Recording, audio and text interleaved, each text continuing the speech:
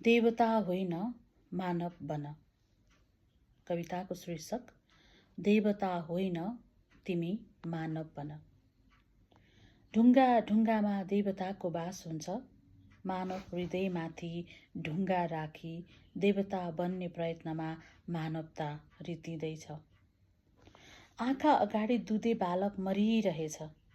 चेलीको अस्मिता मेटिरहेछ। रगतको नदी पानी सरी फितलिँदैछ। मानवता घोडा टेकी लाचार छ।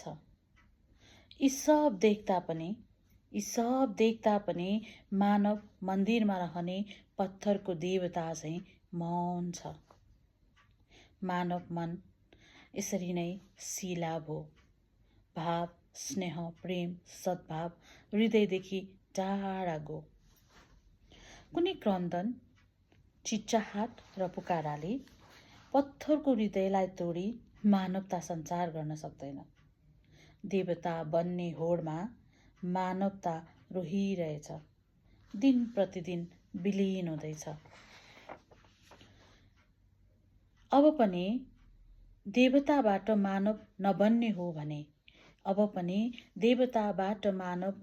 हो भने मानवले आफ्नै काँधमा मानवताको लास बोक्नेछ। न यसलाई फाल्न सक्नेछ, न यसलाई धारण गर्न सक्नेछ। त्यसैले आज नै हे मानव, तिमी देवता होइन मानव बन्ने अभ्यास गर। मानव नै भई अल्मलिएको मानवता खोजी गर। मानव, आजदेखि तिमी देवता होइन मानव बन। मानव, आजदेखि तिमी देवता होइन मानव बन। साँच्चै हाम्रो समाजमा अहिले एउटा मान्छे चाहिँ सबै कुरा बनेको छ, मात्र मान्छे बन्न सकेको छैन। त्यसैले मैले यो कविता चाहिँ रचना गरेको थिएँ र आज तपाईँहरूको सामु वाचन गरेर सुनाउन पनि पाएँ। धन्यवाद। म पूजा चञ्चल।